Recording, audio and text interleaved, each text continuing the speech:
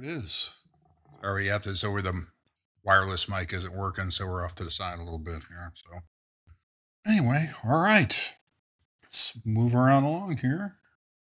So the first thing you're going to see is just kind of a repeat of the strategic planning that we did with the priorities that we set with the community and with the council here for the past couple of years. Primary focus there, economic development, municipal facilities, quality of life, and all that kind of good stuff. So, okay, we'll go through this kind of as quick as we can. I'm sure you've seen a lot of this before. Performance areas that we set out here during that time period. Okay, all right, let's go on there. Of course, economic development. It's a big key for us. And those are the things that we've been focusing on because in the end, if we don't have increased revenue or money, we can't do very much at all. So that's all part of it. So, quality of life. We talked about this a lot. So we have a number of things there. A lot of it's about family-centered experience, and a lot of it, of course, is residential growth, and we've talked a lot about connections, connecting the city in various different ways. So that's what we're defining as quality of life. Okay. Move on to our next. Okay. So that's it. So what we're going to do then is we're going to go through each one of the departments. Flip back there. And these are the sort of big items, this is high level capital improvement types of things. Identify in each department what they're looking at, whether it be coming from the general fund or any other special funds, like that's one special highway you'll see later. And of course, the utility funds have their own line of funding separate from property tax or sales tax. So that's what we're going to do. There's not that many. We have about 12 different slides to go through. Each department has one or two of them, but they're all going to be the the large items to go through and hopefully identify where the funding comes through and why these things are important now and in the future. So obviously not going to be able to do all of them in 1 year, but they're the large capital items we need to focus on as we go forward. So anyway, so that's kind of the game plan. So each one of them will come up one by one and we'll go through each one of those. And if you got any questions, just jump in. It's not really formal. It's a work session. So here we go. I think, we got Public Works for next. That means Rob or Kevin or who's ever here representing. Both of them here. Go for it. Either one. How about both? All right, go for it.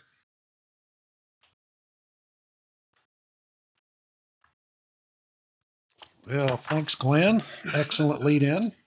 And so, for you guys that don't know, Terry has to leave. Didn't know that. Mm-hmm. Good timing once again. Denied. See you later. Just more money for us. That's it. He's not gonna get any money. Here you lose that. Scratch. Ooh. So, for those that don't know him, this is Kevin Watts. He's our assistant director of Public Works, and he's getting his feet wet, learning the budget and everything it takes to make it work. So, he's with me tonight to present this stuff to you. And so, I guess since the slide's up, we'll start with capital projects. We did meet with Glenn and Ben and Russ and Lynn a few days ago and go over this. Some of this stuff is repeats, the big projects, and some of it is may have a little bit different number than what we talked about last time. So Spring Creek Lake, we talked about this Monday. Do we put it on there? Or do we wait and see what the ad hoc committee comes up with as far as suggestions? So $100,000. So Kevin and I have been out there. We've looked at it. As most of you know, that east side road washed a few weeks ago. We put in new culverts, which kind of spurred some interest. We got some good pictures of it, and Lynn got them posted. And so we got some conversation started, and there was a lot of comments asking why can't the Public Works crew do the same thing to the spillway you did to fix the road. Well, that wouldn't work on the spillway. It's going to take a different type of retainer to hold the entire lake back. And so we talked about it. I said, well, what would it cost if we did try to do this in house? And we really don't have the equipment that we would need to do it. We really need a track hoe excavator to do it. But $100,000. If the committee, the council said, look, we want you guys to take a swing at this and just fix the spillway. Let's just fix that and get the level back up on the lake where it's a healthy level. We think we could probably do that for $100,000. Now, in order to do that, we're going to have to lower the level of the lake, which means opening the drain valve, which now we're into it. Is it going to close? Are we going to drain the entire lake? We know it's leaking now. And so until we get into it, we're really not going to know a little better number than what the engineers, but that's simply fixing the spillway. You guys have any questions or comments on that? We just keep moving. We have place culvert, Dearborn, third. This is real similar to what we did on Orchard Lane last year with some of the ARPA money. We're not sure yet if it'd be an engineered box culvert. We'd put another squash type culvert in there, but it is the same thing. It's resting out at the bottom. It's starting to cave the edges of the road. We stopped a couple of days ago and looked at it, took more pictures. The $100,000 is worst case because the Orchard Lane project was $106,000, and that was all contracted out. We think we could probably do some of this in-house, maybe all of it. And we're certainly not opposed to trying. 07 Freightliner dump truck. I think we talked about this last year. It's aging. It was in a major accident 12 years ago, Kevin, probably. It was fixed in-house. And so, it's aging out quickly. We'll probably keep that around, leave the snow plow. It's what we put the sander in. The 550 dump truck, it's another one that's coming up quick. 580 backhoe. What we have, we replaced one backhoe last year. If you guys remember, we took it out of the cemetery reserve fund. Yeah, we talked about this again. We have a skid loader in here later on for 2026, 2025 as well.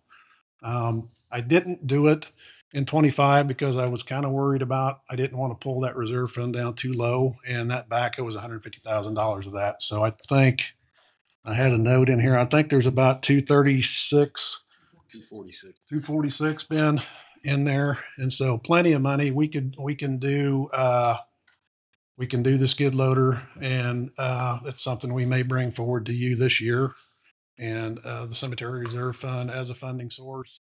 We also have later on the cemetery portion of our line items working budgets replacing one mower next year, which is about 20,000. So we could do all of that out of cemetery reserve and still have 125,000 left there. So annual widening and resurfacing. This is one that I wanted to talk a few minutes on. We talk about this every year in our working budget. I never know where to put this. The plain and simple truth is that we need $200,000 to $250,000 per year for resealing and surfacing streets. So we had that in there last year when we were going through this process. And somewhere between then and what I ended up with was $100,000 less. I did look through and find it, and I don't remember where it was or why it was cut, but $150,000 per year is not a lot of street sealing. The last council meeting, you folks approved the 2025 chip seal plan, and that in itself was 130 of the 150. We still have to hot mix asphalt patches. We still crack seal. So all of that still has to come out of there too. And at other sections of town that need it, not just the section that we're planning on sealing. If you recall the map, it's not a lot of streets, but everything this year is double sealed because those are some of the worst streets we have left in town. It's the core of town. So everything this year is getting double sealed. We're having really good luck with the streets that get double sealed. They're looking, especially the gravel. It's working really good on the gravel. But Lawrence from High Street south to the train tracks is double sealed. High traffic street, it looks really good. Um, Everything that we did in West Baldwin last year really looks good. Um, Annual asphalt coal, same thing. You know, I'm trying to figure out if this doesn't belong in where I put it in 26 is a 102 49.99 other capital outlay. If it doesn't belong there, I need to know where else to put it. Where's a better place to put it so that the council knows that this is something that is a critical. I mean, I feel like we're falling behind. We should be back on phase one now. Those streets north of the highway, they need it again right now. And we're still probably 2 years out from being able to get back. So we're working ahead. We're crack sealing them again and getting them prepped. But, um, $150,000 is, it's just really not enough to get enough done per year. Um, that's pretty much, I think. No, it isn't. So the water side of this, rural water line, $150,000. You know, we've talked about this several times. So I know the water fund needs to heal. And we didn't schedule anything for 2025 other than exactly what we have to do, what has to be done. Water tower maintenance. We've got enough inventory stock, pipe, valves, hydrants to do a couple of little projects. But my plan was not to bring in anything we absolutely didn't need this year and give that fund a year to try and build back up and heal itself a little bit. So 2026, I'm going to put it in there again for 26. We would like to get started on that. It's one of those, I know it's kind of a hard sell for 9 customers, but the fact is they're our customers and we're going to have to replace it at some point. I'd rather do it on our terms than when we're at a critical, stage where we have a critical failure in the line. On that, Rob, have we checked into a special taxing district for a water line replacement on those customers? So it would be like a benefit district. I don't know. I guess that if that's the direction the council wanted to go with that, we could. I'm just looking at options. I understand, and we need to because it's a lot of money. I mean, this is ROI on this is probably never. I know. That's why I'm thinking. So, I mean, water line upgrades starting in 2027. There's spots around town, and this would be another just stuff we've doing in house. $50,000. That's enough to do a couple of blocks when we've still got stuff that we'd like to replace that we come across from time to time. The next one's extend the 12-inch main. This is east 1600 to north 400 that ties the existing into the west tower. That's probably $1.5 million spread over a couple of years. Whether we actually did that or we just bonded it and did it all at once. Another option is to hold off on that until that starts developing out there, and then maybe the developer would help us cover some of those costs. But it's on here just as a place marker so that we know that we need to keep talking about it. The last one, yes, that is 6 zeros. That's a $12 million project. It's I think the biggest project that we have bitten off since I've been in Baldwin. I can't think of anything that costs more money than this project's going to cost us. This is educated guess number. We don't know. We hope it's not $1 million a mile, but there's going to be places it's going to be easy. There's going to be places they're going to hit sandstone, shale. There's multiple creek crossings. So it's not going to be a cakewalk by any means. But here again, we've talked about how do we pay for it? Do we bond it? We just go out and do it? Do we try to do a little bit per year? What's the best way to tackle this? That could be a work session in its own, I think. But it's on there just for consideration. We just wanted to mention it. Yeah, I think on something like that, just if you could keep your eyes out in your conferences or whatever for grants from the federal government, There has to be something. there's got to be. I mean, after Flint, Michigan, When we get really serious and say, all right, we're ready to move on this, we need to, and that's something that BG could help us with as well, because they're up to speed on all of those different funding mechanisms. I mean, I wouldn't even be opposed to going ahead and researching to see what grants are out there now to try to figure out to keep our eyes open to start applying for them. I asked Jason Hoskins for an updated number because I figured at some point this will be a work session, just so we've got a real good close number on this instead of a guess. This is a guess. Okay. Hopefully it's way high. Even if we could figure out a way to apply for some grants to start doing a mile at a time, or just something to start replacing it. And we've checked into alternate sources. We've checked into running water backwards from Edgerton. I mean, it's not like we haven't done anything. It's just we're hitting a lot of dead ends and a lot of things. It's like, well, where do we really want to spend the money?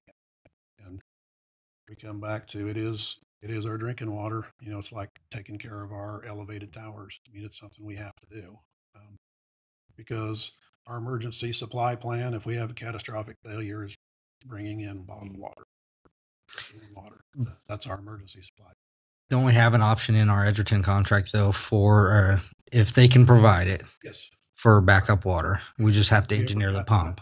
But that was, us putting in a booster station and getting to the point we actually could. The infrastructure's there. It's just not possible to get it involved in this.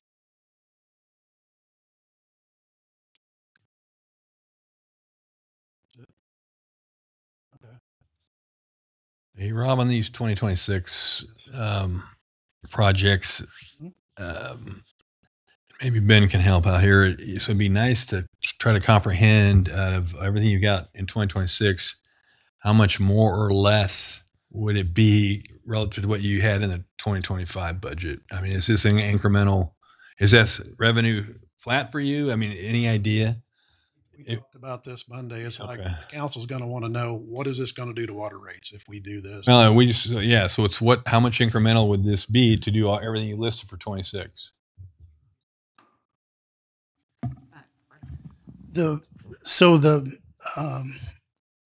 Except for the $50,000 annual upgrades, everything else is new. Okay. So water fund, wastewater was the same way, but water fund was the capital is eliminated because of the cash balance. Right. Cash balance at the end of April is, I believe, 53,000, and it's on its way up.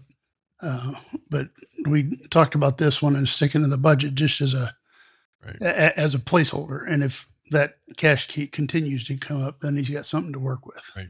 Okay. Ben, what about the other things and outside the water fund, the streets and different things? Is that the streets? I think the special highway fund, I think can absorb that. We'll have to look at the general fund, obviously, when we put the whole thing together. Right. There are multiple items there. So I think it'd be helpful. I mean, I got a feeling everybody's going to have requests for substantially more than was in the budget last year. So we're going to have to make decisions, right? And we'd rather have you make the decisions, at least to the level of what you have listed in 26.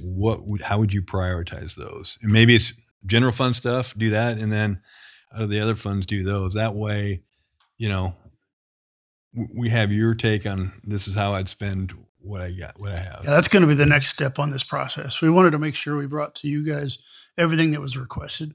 Okay. And what you're talking about feeds right into what we're going to be doing. We spent 2 days talking to the department heads. After we get done here and we get the numbers put together, we're going to do the exact same thing. Okay, here's what the numbers look like. Now we got to sort through this. Yep. Okay. That way we can come to or we can work on some financial strategy, whether it's leasing on some of the vehicles or paring some of the list down. Yeah. Perfect. Yeah. This is the spreadsheet that we worked off of, and we kind of did that. We kind of had 25 through 29 here, and kind of spread it out over what years do we think that this would fit the best, and we could possibly afford to do it. The only number on this spreadsheet that's firm and a given is the water tower maintenance, because we have a contract disagreement with those, which that's a fixed price.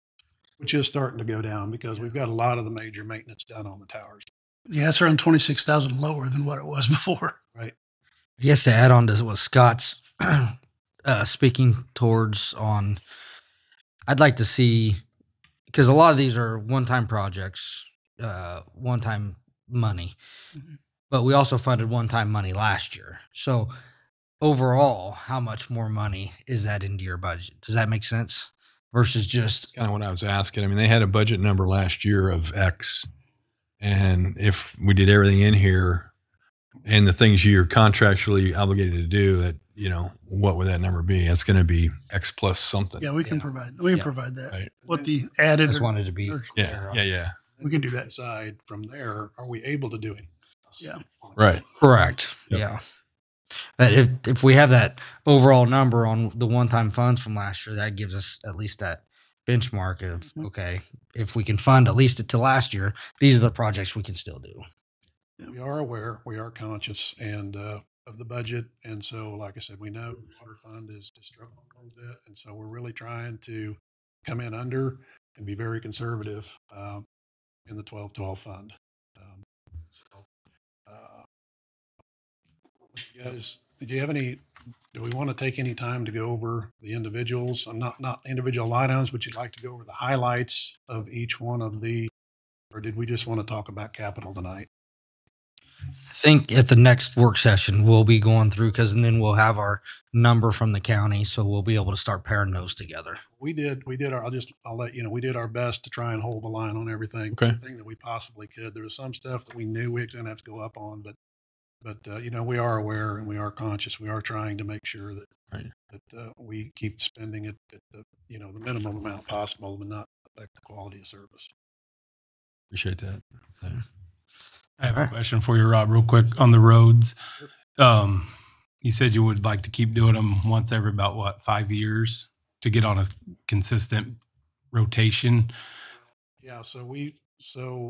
We're on phase 6 and we did lose a year because we weren't able to get the aggregate material that we needed. So it's one of those things. But if we could, and it's simply an ask, is there any way that we could get that bumped up a little bit so we could do more, so we could get farther?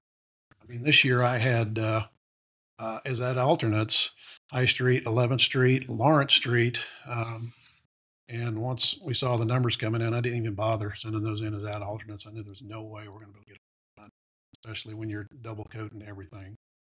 Do you think it would lower our cost in the long run if we were able to get on a better cycle? I think we've got a pretty good plan, Jay. Mhm. Just this is our first time to get clear through the entire. Mhm. And so I was thinking we could do it in maybe 7 phases, but we did Okay. lose a phase. I think this is actually phase 5. And so I think one more, it depends on what we do in the neighborhood that Glenn lives in. We might try a micro seal or something out. Those roads are so new, and the stuff out in Trailview and those, they're going to be fine for a while. Just focus on the core part of town where we really knew we had some issues. Mhm. Is a chip seal. It's never going to be as good as overlay or mill overlay. It's not, but it simply it will seal them over time. It will build up. And I mean, that's all the city of Wellsville does. They don't do any mill overlay. They do all chip seal. I think everybody around us does chip seal, including the county to a certain extent. I think for the cost, it's the best we can do with the budget that we're given right now. Thank you. Any other questions for Rob? All right. Thank you, Rob. Who do we have next? Wastewater.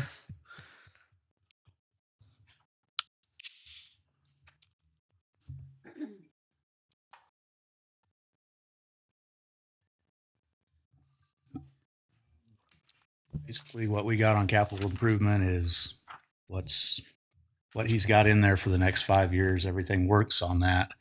We need to put in that 150, 200,000 a year. Clay tile around town, there's many places that is failing very badly. Lynn's got a couple little short 30-second films, 1-minute films. If you guys want to see how bad a shape they really is, these are 2 critical ones I want to try to do this year. We've kind of found the money to do so. Yeah.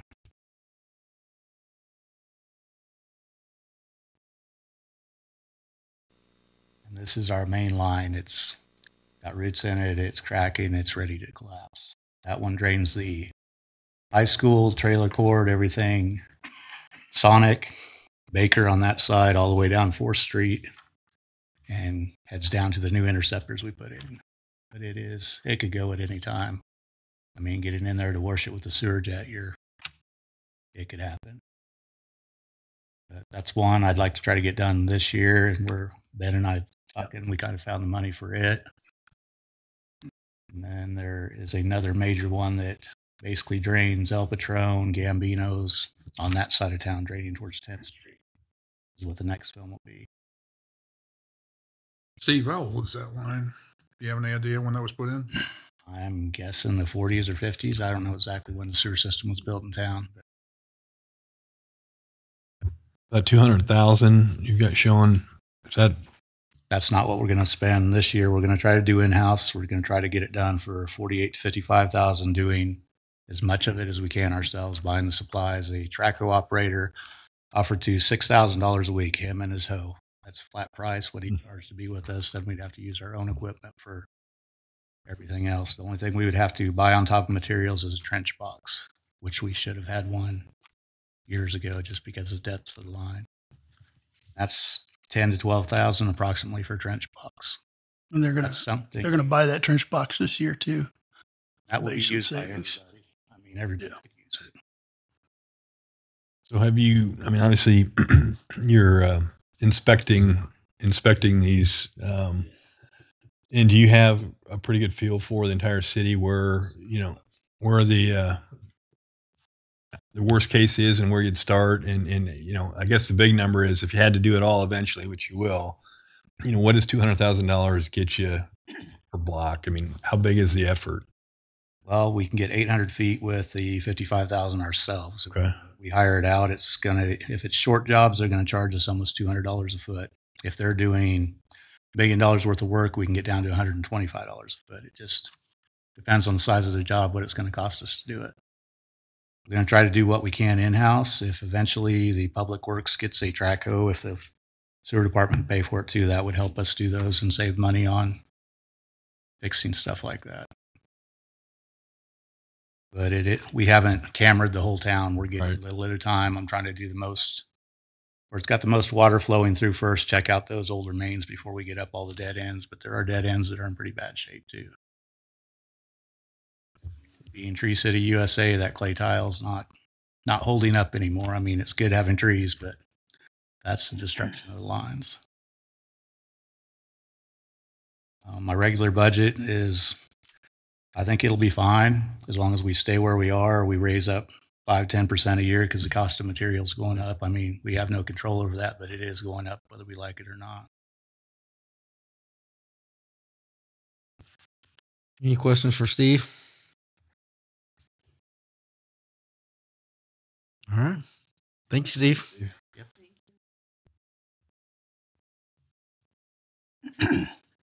And Lynn, who do we have next? Yeah, Jeff. Jeff. Generation, we got Jeff. Good evening. See what we had up here. So, I'm just make a quick mention of the operations budget. We submitted it last week, and trying to everything other than payroll expenses. We're trying to keep level with 2024, or 2025 this year. So I think we pulled that off. Onto the capital improvement. One thing I wanted to bring up, and I talked to Public Works Committee last week about this, is the possibility of purchasing another used generator. And there are very few out there that would be in the voltage that we need. And the fact that we're buying used keeps us in a class that it doesn't have to have all the emissions that a brand new one does. So it's cheaper to operate, cheaper to maintain, and such. So I'm really pushing for used equipment as long as the used equipment is still available. They're getting sparse, very hard to find, and they're getting expensive. And Jeff, I just want to clarify for the council, we spoke about this a little bit. Okay. I believe in the finance committee is when we first started talking about this generator. And the purpose of talking about the generator now is because you found a used one that would work in our system now. Other than that, we don't need one. It's not a need right now. It's just taking a advantage of a situation that's here today. Okay. And I just may wanted not to be clarify here in that. the future. So on this budget, they got generator number 11. I put in the 810,000 was what it would take to get the product delivered and here, and also that would upgrade the operations, the control panel on it to a current control panel. That does not include any installation charges, any switchgear charges, anything like that. And the price to do that would vary depending on how we do it, because basically our power plant's full, so we have to determine whether we're going to do, in addition to the plan, or this unit happens to be in a self-enclosed unit, so it can be installed outside. I don't ultimately like that as far as the ease of service and having your eyes on it at all times. That's hard to do when it's in a, even if it's outside the building, it's still outside the building, and you can't keep your eyes on it while you're running it. So there's some safety issues too, but we can work around that. The good thing about this particular unit is if we did buy it, we can store it outside. We don't have to store it inside until we would work on getting it installed. If we wanted Mid-States to do the installation on it, and I think we would, they're giving us an estimate of 2028 for installation. So my thought is if we could figure out a way to swing purchasing it now and then work on the next couple years in trying to budget for the install cost. The only other item I had for 2026 capital was getting another pickup. I had it in the capital last year. It did get funded. We're actually, one of the trucks I'd like to replace was a hand-me-down from the line crew, and that was 3 or 4 years ago. So if we can pull that off, that would, while everything's still running. Also, when your equipment's still running, when you sell it, you get a lot more through the Purple Wave sale than if you have to put a piece of equipment on there that's no longer running. That was another reason for possibly replacing it before it actually goes down.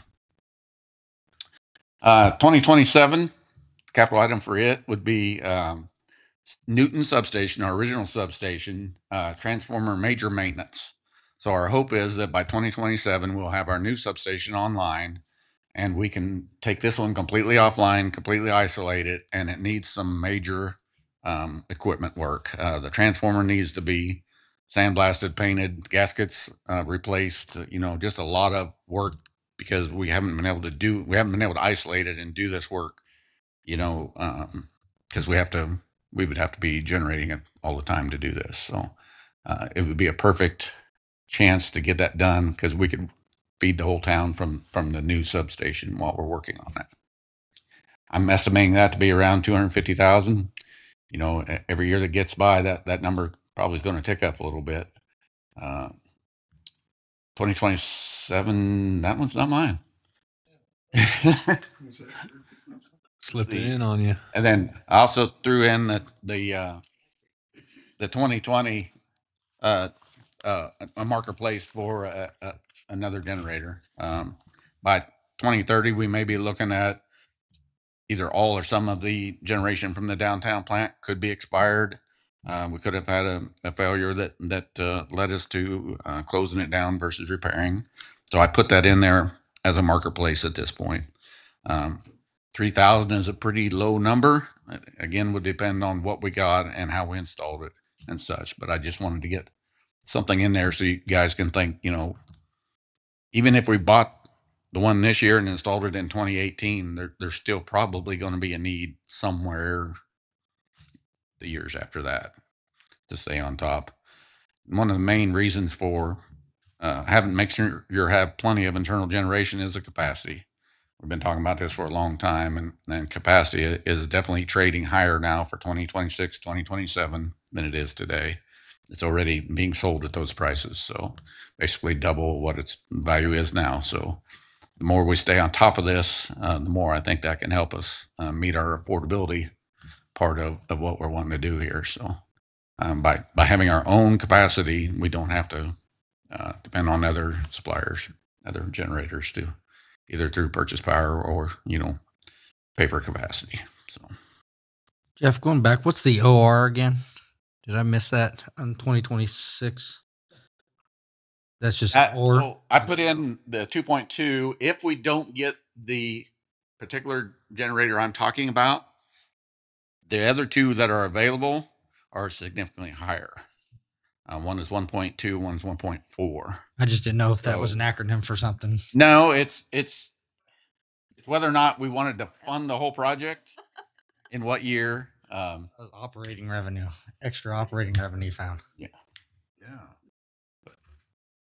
So how I big would guess Go if ahead. we have to go with one of the more expensive used ones, that we're probably going to be looking at the 2.2 for a, all-in cost of getting it installed. But when do we need another generator? Well, the funny thing is, today I was at a meeting that we saw what we think our accredited capacity for our internal generation is going to be, and it is lower than what all of us thought it was going to be. A couple of our units have been, our two Enviro units, or two that are in the market, have been had a haircut of about 10%. So, and the municipals and Baldwin in general, we're not the only ones dealing with this. This is every generation, whether it be Evergy's big plants, whether it be any of the GRDA projects. They're all experiencing this performance-based accreditation, and SPP is giving them all haircuts. Nobody is getting nameplate capacity anymore. So to answer your question, it's looking like the time frame is sooner than what we thought it was even a year ago. But don't we have about 4 megawatts more than what we need right now? We have probably about 2 to 3 megawatts more than what we need Based off of that figure or before?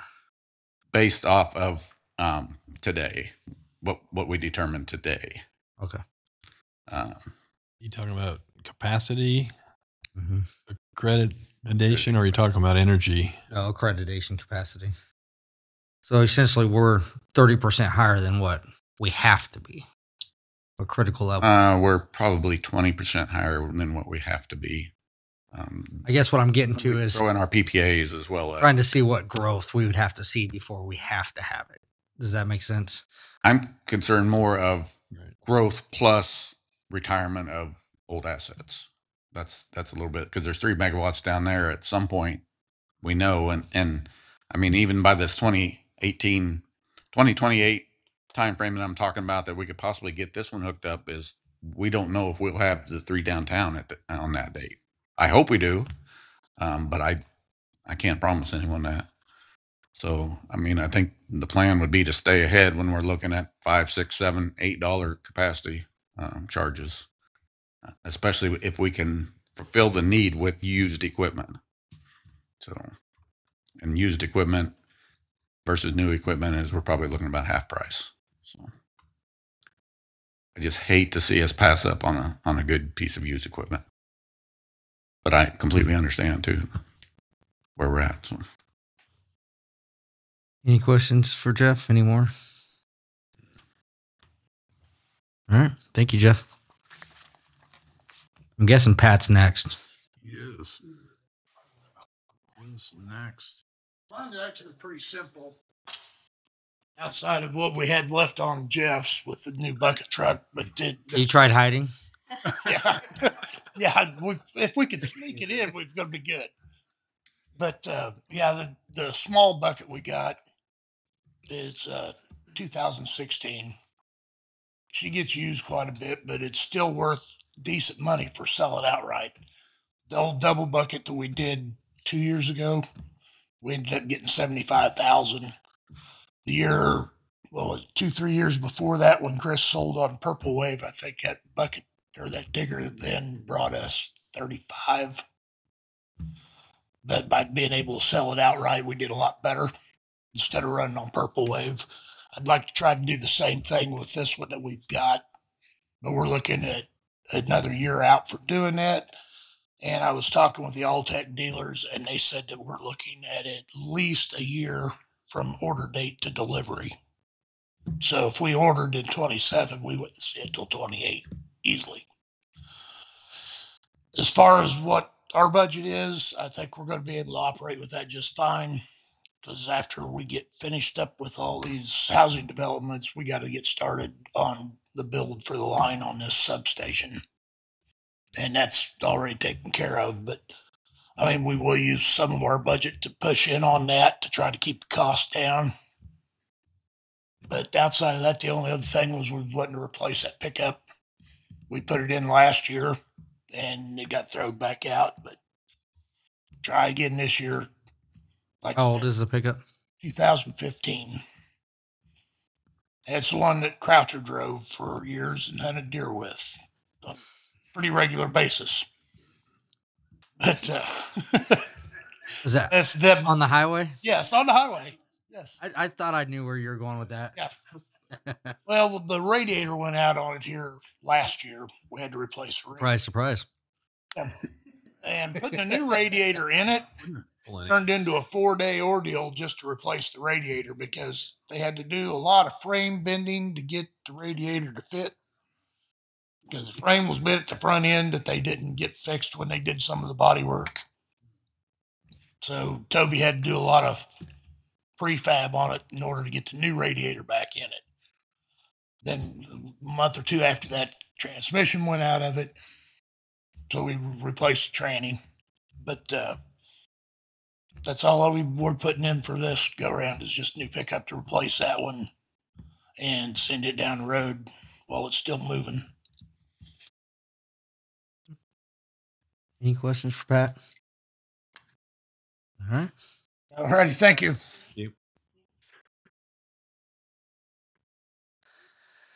Oh, great. Came back. Huh?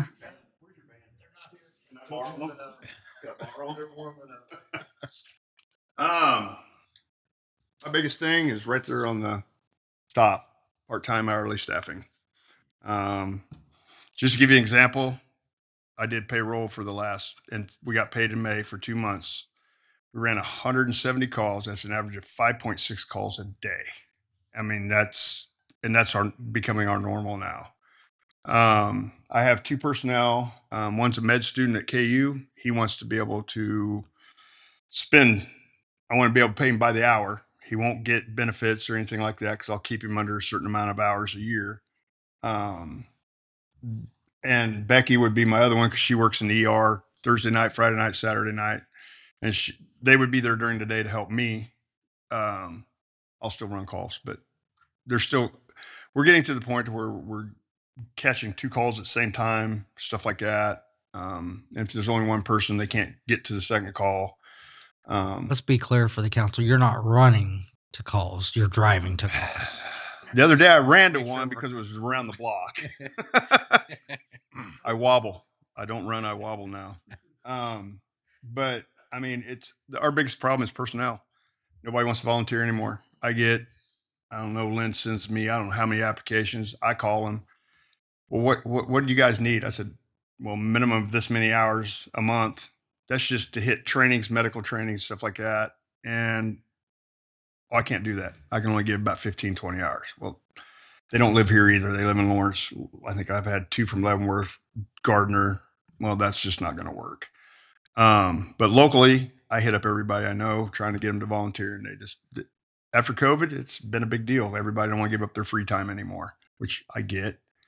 But yeah, that's actually, I was hoping to start that this year because I don't want to lose Evan, my medical student, because he's gonna have to get a job if I don't have him here a few hours. I think I told Ben like maybe 30 hours a week for him, and Becky would be about the same.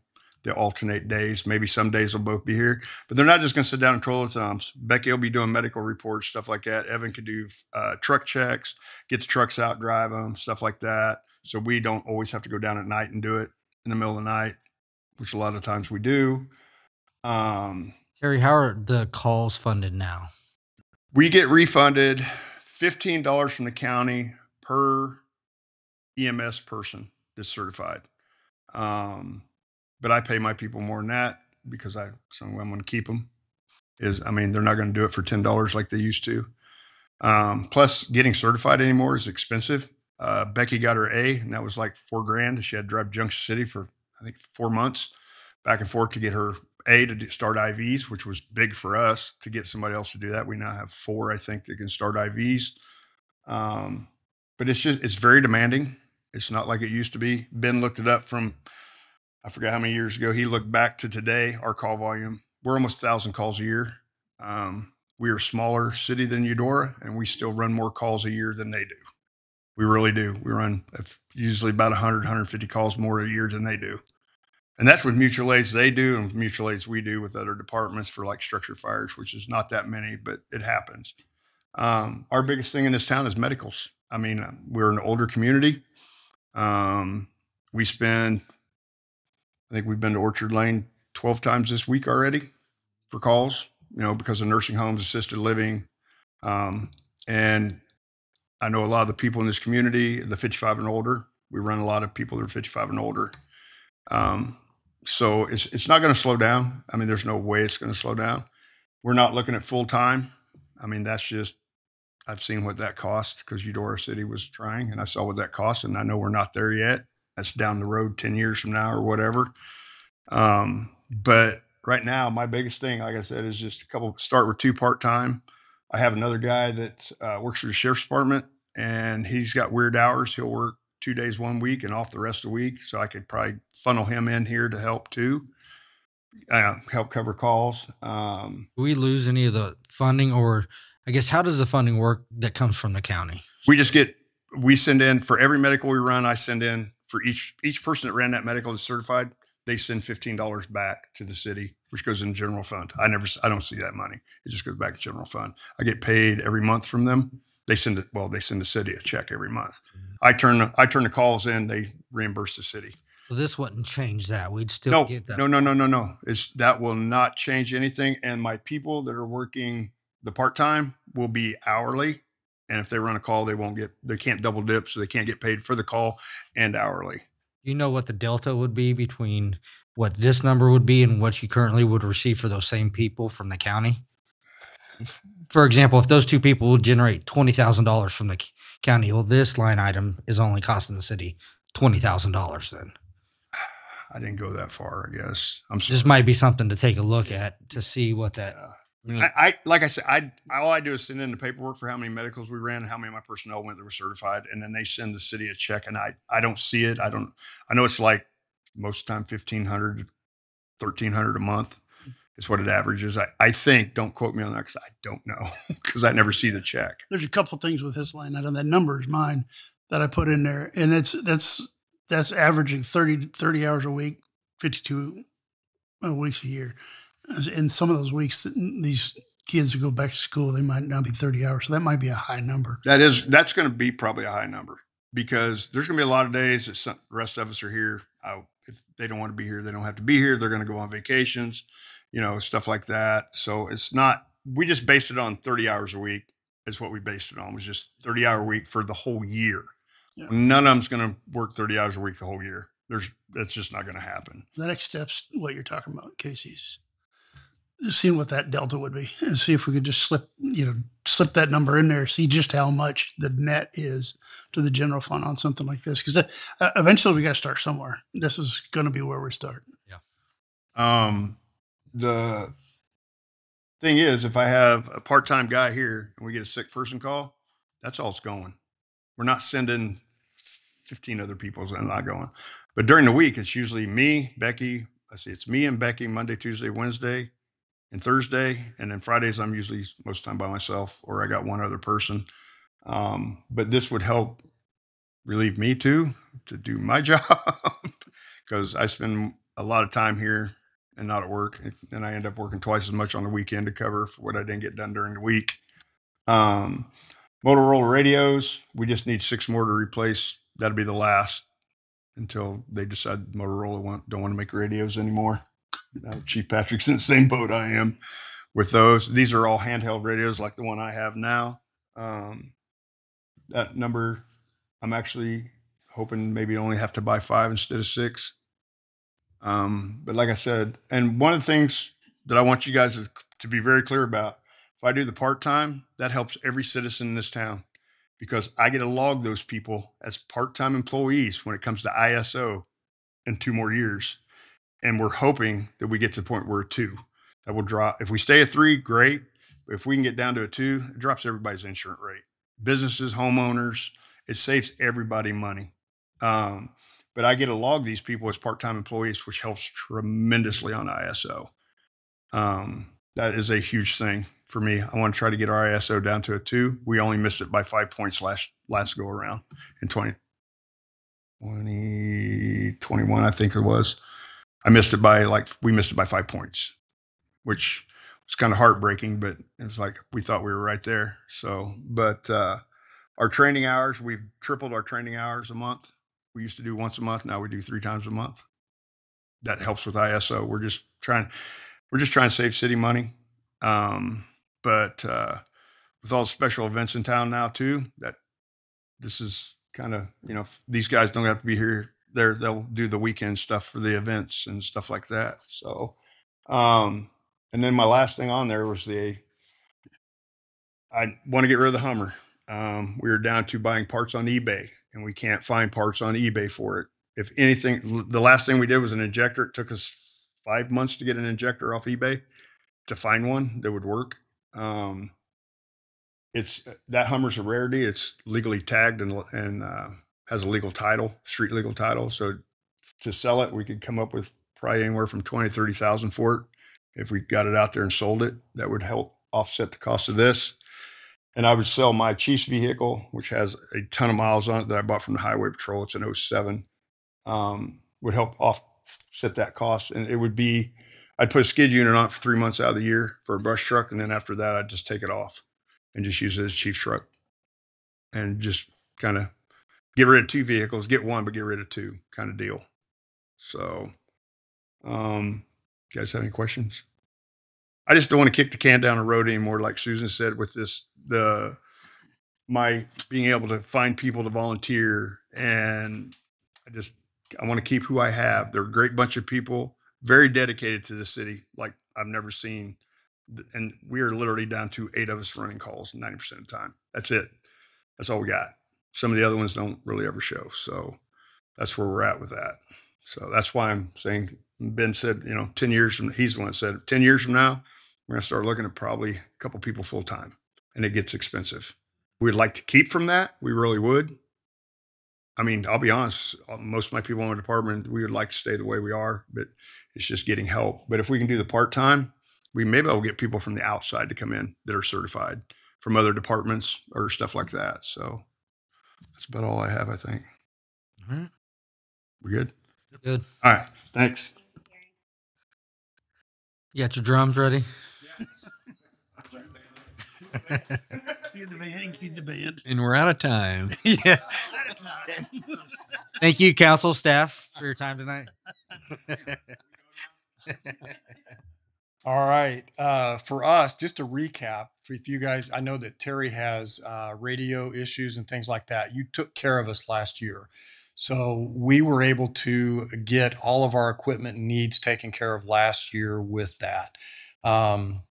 The encryption that needed to happen, we did not have to buy many brand new radios. We were able to do conversion keys on the current radios that we had, most of them. So now if a radio is to go down, or like mine's one of the oldest ones in the fleet that we have radio wise. If mine breaks, I have to buy the new technology. They will no longer service my radio for that. However, as long as we keep it running, it's still functioning. It runs completely fine on our thing. So you've taken care of us that way. For me now, it's personnel. So you guys had made steps in the right direction on trying to take care of compensation. I think the information, in my belief, the information that you guys were able to act upon was stale information as far as what was current, what people are offering for the pool of people that I get to draw from, because we're all drawing from the same pool of people. Not as competitive as we would have hoped. Plus, I don't believe when the compensation thing was taken care of, that compression was was properly addressed in that. But I know there's a finite amount of money that you have available that you get to distribute, and I totally understand that. What I have going on though is that in my department, when you guys did the 60th percentile, basically it only affected one person, except for my part timers, my one full time person. That person got moved up. So, but no one else got moved on the compression. So now I have a person who's right above that person comes to my office and they're saying, listen, and I've got, over a year, almost 2 years on this person and I'm working by myself. This person's still in training. And as soon as they make their merit, they're only like a couple cents below me on the scale. So that compression is there. And I truly believe it needs to be addressed somehow. So I think Ben has tried to put some information together for that. And how we go about that in the general fund is always tricky. It's hard. And there are lots of decisions you guys have to make at your level that I don't have to make, thank goodness, but they do affect me and they do affect all of my personnel. And I know that we've made statements and that we do believe that my people, their people, all of our people are our biggest asset for the city. And we want to try to keep them. So making this a priority in all of your meetings that you have and that you're looking forward and what you're planning for. It's personnel for me. We're staffed at the point now where even if I have 3 people who can't work by themselves, we're short. So that means that not 2 people are working at the same time. So basically, that it's not as safe as it should be. I'm a working supervisor. I'm not like many of the other chiefs of police at some of the other agencies where they're just administrative and they're taking care of things at the office. My vehicle is fully equipped. I'm fully equipped and I have to run calls just like my guys do as a backup to them because there's not enough people for us to go around. Injuries, time off benefits, all of those things affect our schedule. So I'm hoping at some point, plus we've got the city to where we have an amount of growth that's happening in our city that we have taken on more acreage in that we've what's the word I'm looking for? Annexed. We have new construction that's happening. There's a lot of positive things that are going to grow our community. With that comes the security part of that. And me being able to provide the security for those extra areas and things like that. It's going to take more personnel than what I have. So I'm looking forward to the next year after that, to get another full-time employee that we can plug into that mix. And I think that's not reflected up there, but that's what I'm looking at as well. Vehicles is another area where we are really struggling. The electric vehicle concept has been working for us, but we only have one right now in rotation. The other one is being, I'm pardon? What's that? I said, you want to repeat that? Yeah, I know. Yes. Thank you, Susan. Maybe I should say, much to my chagrin, No, it is actually working. no. Now, we did talk about the size of that particular vehicle not being sufficient, and we think we have a remedy for that, but that vehicle has not made it into our fleet rotation. It is currently being outfitted. We're looking very forward to having it on fleet. We've had horrible luck with a handful of vehicles. I can tell you, Toby Aguirre with Public Works is our mechanic, and he does amazing things keeping our things running, not just my stuff, everybody's stuff. But there are certain things that are beyond him. We have one vehicle that has a complete cracked engine block. It's toast. I can spend 10, 12 grand to put a new engine in it, but then it's not a very good vehicle with a brand new engine. So we're down one car for sure. That is a Ford Explorer. The only other Ford Explorer that we have in our fleet that could be used is mine that I drive. It's fully outfitted. The cage would be able to transfer over to my car, but then I have no car and I have to have a car to respond. So yeah, no, right? Exactly. And I laugh and I smirk a little bit about it, but we are horse trading a little bit. It's like, what can I get just so I can get to an emergency call. You're side by And side, right? say again? Side by side. Well, yeah, because it's got heat and air. I probably may be having to use that for a while because I won't have mine. But yeah, it's things like that. You guys authorized me to have one car a year that we've been able to keep up with every year except the year that we had our building built for us. I purposely did not buy one that year to try to save us some money. It put us behind. I'm not going to lie. So I need to catch up a little bit. So I may need an extra vehicle at some point in a year that we already get one, just to try to stay up. We have two of our sedans that have been problematic. One of them more so than the other. We have nursed it along. Toby negotiated with Chrysler to get us a brand new engine at cost, and his contacts that he has at all these dealerships are untouchable, and he does amazing things with them. But he was able to negotiate us a new engine. I've got a new engine in this vehicle, so we're trying to keep it, but it's been problematic since we've gotten it back. It just went down the other day again. So it hasn't worked like we had hoped. So that's the vehicle replacement stuff that we've been talking about. All the other things, the line items for personnel is stuff that we get dictated what that is. I can't tell you what I get for that. And I know that you have to wrestle with mill levies, you have to wrestle with assessed valuations, all of those things. So I know that, and we don't even have those numbers yet, so you have no idea what you can and can't do. My need is in personnel, is my biggest need. Take care of the ones that I have currently, and then let's try to get me a new one to help out with my scheduling and with the increased size of the city. And I think it's time. So Chief, yeah. on your annual fleet replacement, I mean, we have been doing this each year. Is that a different number than what it was for this Say it year? one more time, I'm sorry. Is this a different number, the 86,000? No, that's actually a combined cost because we don't just get a vehicle, we get a blank vehicle. So all of the equipment that goes in it is roughly 30,000. But that's the same number that we budgeted for 25 or Yes. different? No, I believe that's the same number. Okay, so that's a line item that we've been Yes. including. Okay. Mhm. So the only thing above and beyond what your current budget already has is your salary request. Yes. There's a few couple things that we have in the individual line item stuff, but they're minuscule.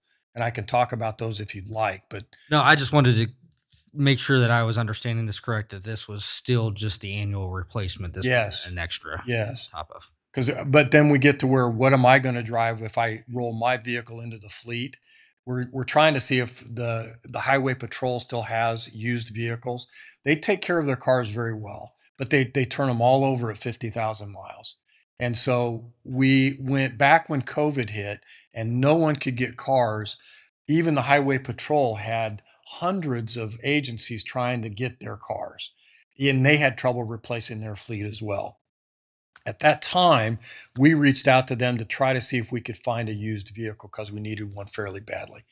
And at that time, we were 63rd in line for one car. So I have not reached out to the Highway Patrol recently. That could be an option for me to drive a used car that they have that's already police package rated, all of those kinds of things. So whatever I drive really does have to be an emergency vehicle. So just because I have to go to calls. Any other questions for Chief? All right. Guys, thank you so much. Really appreciate it. You. Is there any other, I guess, council discussion or staff discussion? One thing I didn't mention for us is about our staffing is also the growth of the city means more people. You're trying to piggyback. You're trying to piggyback. That is one of my big concerns is the growth of the city. That means, more people, more calls. It depends on the age range of the people that move here. That's going to be a big thing for us is the age range of, if they're younger couples, stuff like that, probably not. But Ben's going to be moving here in 10 years, he said, when he retires. So Not if I'm over 55. I ain't coming. Why? Why? We have a great 55 and over community. Oh, yeah. But I mean, that's one, I didn't bring it up, but on the people here during the day, that is one of the biggest thing too, is just, that is just huge. More people, we're gonna have more calls. So I don't know. That's all. Thanks. Anything else? All right. Well, thank you. Let's tell the staff for coming tonight. Just for the council, just so you guys are aware, and Ben, correct me if I'm wrong on these dates. Up on screen. June 10th. Yes. Okay. So these are the dates we've kind of discussed to put in your calendar for different things. The June 10th one is just for electric and the electric fund, kind of repeating the discussion we had earlier this year. So it doesn't really have to do with this entire budget type thing. This is just for our electric fund. But the future dates from June 15th on are all for the entire city budget. Yeah. And so the thought behind the 24th is we'll bring to you the whole budget, all the book, the line item, mind numbing detail. I know you love to read every night. We'll give that to you hopefully a week ahead of time. CC it all. Everything that we went through tonight, these guys are right. They went through their operating budget. They're still due next week, and we've got every one of them, with maybe exception of one or two adjustments.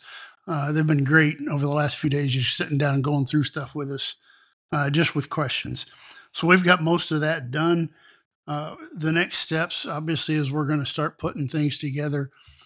Things that are in this list, obviously, you guys know, and they know too. There's no guarantee to anything happening. But what I do want to go back, once we get the numbers put together, we're coming back to them to show them what it looks like. That way we can come back to you, Glenn and I can come back to you with, a thought out plan. What does this take to fund X, Y, and Z? So the next time you see this is going to have all the lists in it, and then the strategy on how we fund it. And then the other shout out, I did not write this presentation. Lynn did. I think is super, a heck of a lot better than I've been doing for the last 6 years. But thanks to her for putting this together. That's what I got.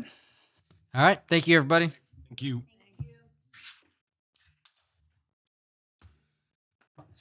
Yeah.